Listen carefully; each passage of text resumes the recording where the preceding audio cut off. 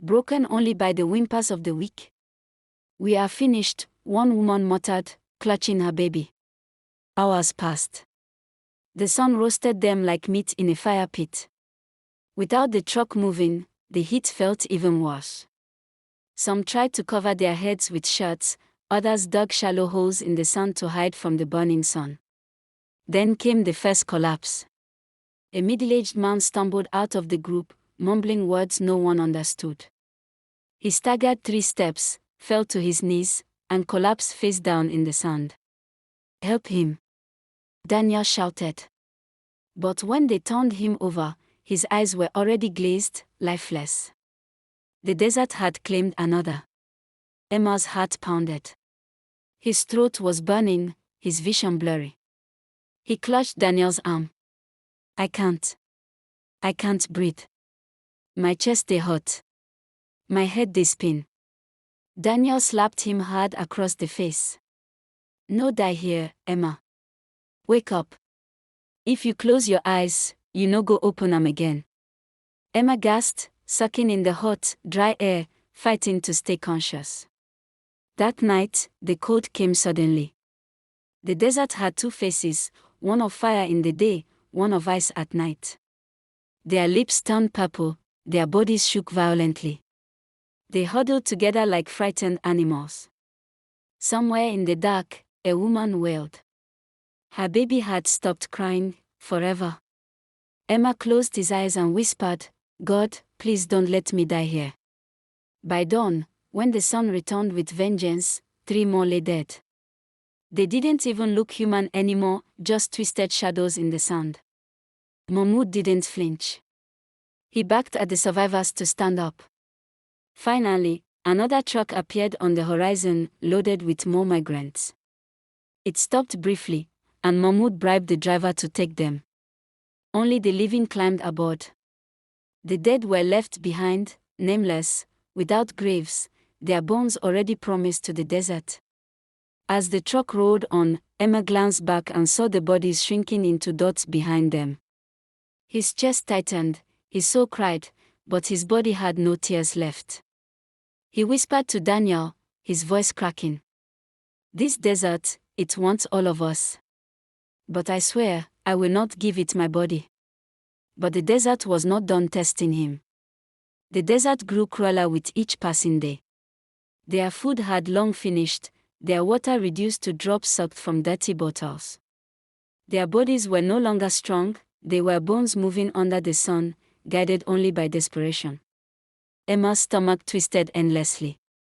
He tried chewing on dry sand once, thinking it might trick his belly, but it only cut his tongue and made him bleed. Daniel sat beside him, eyes hollow, voice barely a whisper. "Emma, if we no see water soon, I fit die." The word stabbed Emma's heart. He wanted to encourage him, but he too was sinking. By the 7th night, madness broke loose. A young man named Bello found a small bag hidden under the driver's seat, dried bread meant for the smugglers. Instead of sharing, he shoved pieces into his mouth, eyes wild like a starving dog. The others caught him. What followed was chaos. They pounced on him, tearing at the bread, scratching, biting, clawing like animals. Bello screamed, choking as fists rained on him. By the time the bread was gone, Bello lay motionless, his head cracked open against the truck side. Emma stared in horror. His hands shook violently. He whispered, "This desert they turn people into beasts." Worse came when Mahmoud, their guide, betrayed them. He stopped the truck at a lonely dune and announced, "No more fuel. If you want to continue, you must pay extra money. Those who have nothing, stay here and die." A wave of panic swept the group. Many had hidden some cash in their clothes. Emma searched his pockets, only a few naira notes left, worthless in this wasteland. Daniel had secretly kept $100 sewn into his shirt. Mahmoud's men dragged him out, searched him, and took it. Then, in cold blood, they kicked him to the ground and left him bleeding. Emma rushed to Daniel, tears streaming. "Daniel, you dey breathe?" Please stay with me, no leave me for here. Daniel groaned, his lips pale. He grabbed Emma's hand weakly. Emma, promise me, if I no make you go survive. You go tell my mama say I fight till the end. Emma's throat closed. He shook his head violently. No. You no go die. I no fit make this journey without you. You hear me? No die. But as the truck roared back to life, carrying the surviving group deeper into the desert, Emma realized something terrifying. The desert was not just killing them with thirst and hunger. It was tearing away their humanity, piece by piece. And Daniel, his only brother in this nightmare, was slipping closer to death with every mile. The survivors were now less than 20. From 42 hopeful souls, the desert had already swallowed more than half. Daniel was fading fast. His body shook with fever, his lips dry as bone. Emma begged Mahmoud, their guide, for medicine, for water, for anything. Please, help my brother. He did die. Mahmoud spat into the sand and turned his back. In the desert, weak people are waste.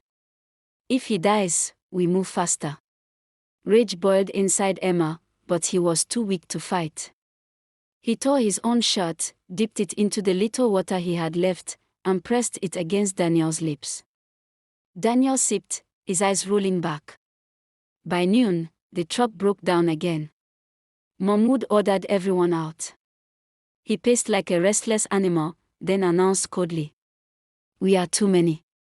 The truck cannot carry all of you. Some must stay behind." The words dropped like stones. Panic erupted. People screamed, begged, and fought. Mahmoud's men began dragging the weakest out, the sick, the wounded, the starving. Daniel was one of them. Emma clung to him, shouting, "No. If you leave him, you leave me too." A smuggler raised his rifle at Emma. "Move, or you die here with him." For the first time, Emma felt the icy hand of death brushing his neck. He thought of his mother, his father, his siblings, their faces flashed before him. He couldn't let go of Daniel, but he couldn't save him either. Suddenly, Daniel grabbed Emma's wrist weakly. His eyes, half closed, shone with pain. "Emma, leave me. Survive for both of us. Tell Mama I tried." Emma's chest ripped open with grief. He screamed until his voice cracked, but Mahmoud shoved him back into the truck. Daniel was dumped onto the sand with 6 others, too weak to fight. The engine roared. The truck pulled away. Emma pounded on the metal walls, crying, "Stop! Stop! Please! My brother died there. Stop!" But the smugglers only laughed. The desert swallowed Daniel's figure until he was gone. Emma collapsed inside the truck, shaking uncontrollably, tears burning his eyes. Around him, the others sat in silence, too broken to comfort him. That night, Emma lay awake under the stars, his soul shattered. The desert wind whispered through the dunes, and he thought he heard Daniel's voice faintly calling his name. Emma buried his face in his hands and whispered, "God, why you no take me instead? Why you leave me here?" The desert gave no answer. And Emma realized he was now more alone than ever before. Emma was no longer the same man who left his village with hope burning in his chest. The desert had carved him hollow. Hunger gnawed at his belly like rats in a dark room, and thirst turned his tongue into stone. 3 days had passed since Daniel was abandoned. Emma could still see his face every time he closed his eyes, hear his weak voice whispering, "Survive for both of us."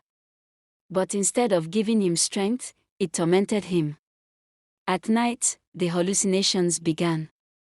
He heard footsteps beside him in the sand, even though no one was there. He saw Daniel walking ahead of the truck, calling, "Emma, this way, follow me." One night, Emma actually stood up to chase him. It took 2 fellow migrants to drag him back before he wandered into the endless dunes.